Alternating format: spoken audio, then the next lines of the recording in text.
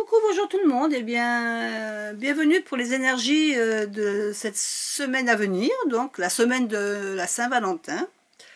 Alors je teste aujourd'hui ma nouvelle lumière, donc je verrai si ça améliore la vidéo ou pas, et puis si vous voulez me laisser un petit commentaire pour me dire si c'est mieux ou pas, il n'y a pas de problème, ça sera volontiers. Alors, donc on repart avec le grand oracle de l'amour, notre jeu divinatoire pour cette semaine de Saint-Valentin. Donc, comme d'habitude, vous avez deux tas de cartes, l'une avec un diamant et l'autre avec un petit cœur. Et donc, je vous laisse pendant quelques minutes pour réfléchir à celui que vous allez choisir. Et je vous propose de faire pause le temps de votre réflexion et on se retrouve tout de suite pour la première guidance. Alors, pour ceux qui ont choisi le diamant, donc on va attaquer tout de suite la guidance du diamant. Alors, notre première carte, c'est la carte 44, la confiance. La carte 44 de la confiance, on voit ici une personne qui a un lien attaché à sa cheville et qui saute d'un pont et qui se jette dans le vide comme ça. Elle a vraiment confiance en ce fil qui la retient à ce pont qui paraît assez costaud. Donc elle a une confiance absolue en cette corde et elle se jette, elle y va. Cette carte, elle représente quoi? Elle représente la confiance en soi. La confiance nécessaire pour avancer dans la vie, mais elle représente aussi la confiance qu'on a envers les autres, envers la personne qui partage notre vie, nos projets. C'est vraiment une carte qui nous dit que pour nous, allez, on fonce, on a confiance en nous, on a confiance en l'autre et on avance dans la vie en pleine conscience et pleine confiance. D'ailleurs, le 44, si on le réduit, ça nous donne le numéro 8. Et c'est vraiment la carte de l'ambition, la carte de la construction. C'est vraiment une carte qui nous rassure sur nos sentiments également, hein, sur les sentiments et ceux des autres. Ensuite, on a la carte 31. La carte 31, c'est la carte de la fidélité. D'ailleurs, cette carte, on voit deux cœurs l'un contre l'autre et puis enlacés par le lierre. Qu'est-ce qu'elle nous dit, cette carte? Avec ces deux cœurs enlacés, ça montre vraiment l'attachement qu'il y a entre ces deux cœurs, le sentiment qui les unit. Et vous avez confiance en vous, vous avez confiance en vos sentiments, hein, c'est la première carte qui nous le dit. Et pour vous, votre relation affective, elle se passe bien, vous vous sentez bien, vous vous épanouissez dans cette relation. Pour vous, ça va bien, il n'y a pas de souci vraiment. Hein. Le 31, si on le réduit, ça nous donne le chiffre de 4. Et pour vous, c'est une carte de stabilisation. Vous avez réalisé ce que vous aviez envie. Vous vous sentiez bien dans cette construction de couple et vous vous épanouissiez vraiment. La dernière carte, ici, on voit la carte 6, l'illusion. Alors on voit ce cœur en arrière-plan et ce petit lapin qui sort du chapeau de l'illusionniste. Alors ça veut dire quoi, cette carte de l'illusion? Ça veut dire que vous avez confiance en vous. Hein. On a vu tout à l'heure que vous aviez confiance en vous, en vos sentiments, en votre relation. Mais peut-être que vous ne savez pas, en fin de compte, si de l'autre côté, c'est pas une illusion. Parce que votre partenaire, peut-être qu'il ne vous le dit pas assez souvent, qu'il tient à vous ou qu'il s'épanouit bien dans votre relation, qu'il se sent bien, et peut-être qu'il n'est pas démonstratif, il vous dit rien, et vous, ça vous pose des doutes. Vous avez peut-être des doutes, vous avez peut-être peur aussi, vous avez peut-être peur que de son côté, ça ne soit pas aussi réciproque. Il y a des fois des réalités qui sautent aux yeux, et il faut en prendre conscience. Alors peut-être que ce n'est pas votre cas, peut-être que vous n'avez aucune a priori ou rien vis-à-vis de cette relation qui peut mettre en doute ses sentiments.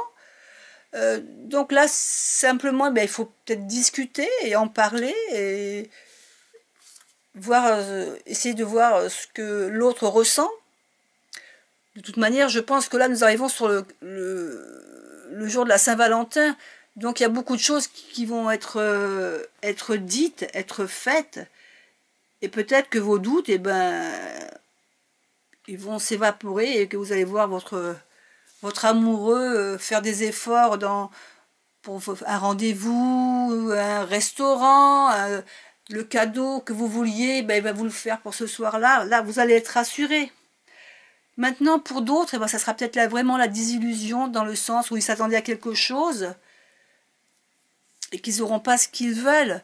Alors, si on fait l'association de toutes ces cartes, on avait le 44, donc ça fait 8, et 4, 12, et 6, 18, ce qui nous donne le chiffre 9. Alors, le chiffre 9, je vais vous le retrouver avec l'oracle Lucia.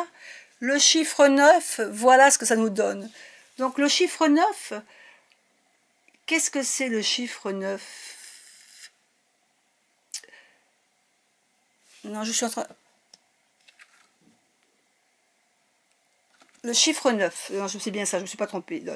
Donc là, on voit une jeune femme qui attend un bébé. Donc le chiffre 9, c'est deux choses. La naissance, c'est ce que exprime cette carte.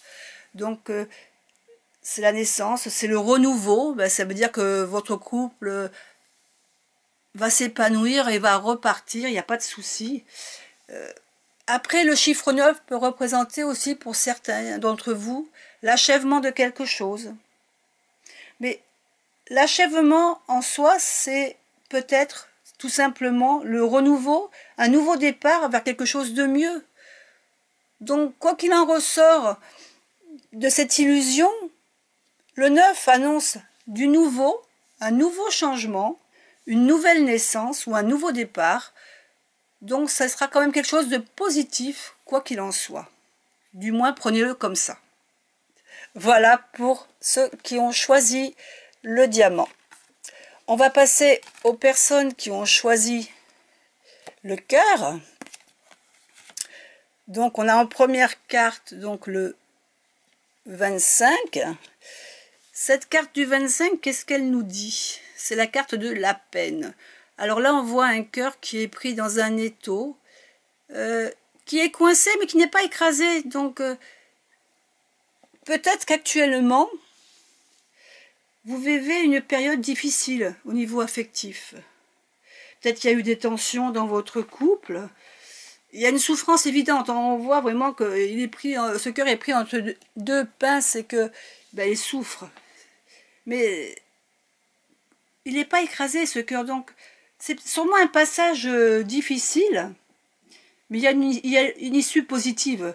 Si on regarde bien la situation, peut-être sous un autre angle, bien, on va peut-être pouvoir s'en dégager et puis se servir de cette expérience délicate pour vivre autre chose. La carte suivante, c'est le 8. J'ai oublié de vous dire, oui, pour la carte de la peine, la carte de la peine, 25, ça représente le chiffre 7. C'est vraiment la carte donc de la réflexion. C'est la carte de la prudence, mais de la réflexion, de la sagesse. Il faut vraiment que vous voyez la situation que vous vivez actuellement sous un autre angle, qui va sûrement vous éclaircir, en fin de compte, qui va éclaircir à votre niveau cette situation que vous vivez actuellement. Et la carte 8, c'est la carte de la puissance. Alors là, on voit un chêne, un magnifique chêne centenaire dans un ciel bleu. Donc, ce qui veut dire que votre carte précédente, la peine, va s'estomper puisque vous aurez réfléchi sur la situation et vous allez peut-être vous rendre compte que c'est peut-être pas la peine de vivre, de se sentir aussi triste.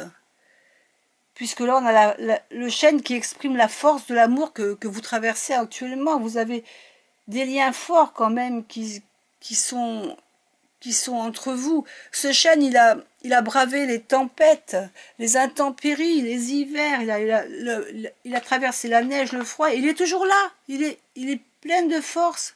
Il y a d'ailleurs sur ce petit tronc, on le voit ici, ici, je ne sais pas si on le voit bien à l'écran, un petit cœur qui est toujours gravé sur le tronc. Et ce petit cœur gravé dans l'écorce, bah lui aussi, il a passé, il a résisté au temps. Et c'est ce qui se passe avec vos sentiments l'un envers l'autre. Vous avez passé des épreuves, vous en avez passé récemment, et vous les avez passées haut la main. Il n'y a pas de souci. La carte suivante, elle nous le dit, c'est la carte 24. Alors, je vais me mettre de l'autre côté parce que je fais de l'ombre. La carte 24, la sincérité. On voit une main qui lâche un masque. Eh bien, vous allez vous allez faire tomber les masques. La sincérité, c'est-à-dire que vous allez partir sur quelque chose de nouveau. Les bases essentielles d'un amour partagé, en fin de compte. Vous allez vouloir une relation sincère, réciproque. On ne va plus rien se cacher, on s'est mis d'accord, on ne se dissimule plus rien. On va dire les choses comme on les pense. Au moment où on a envie de les dire, on s'exprime. Tout en respectant l'autre, mais en disant les choses de manière à ce que l'autre sache nos ressentis au moment où on les vit. Le 24, si on le réduit ce chiffre, ça nous donne le chiffre 6. C'est la carte de l'équilibre. Donc vous allez revenir à une vie équilibrée, avec des valeurs. Il va y avoir une nouvelle harmonie dans votre couple. C'est vraiment une très bonne carte, ce qui veut dire que même si au départ vous avez des soucis, les deux cartes suivantes montrent que vous allez passer au-delà et que vous allez revivre quelque chose d'épanouissant.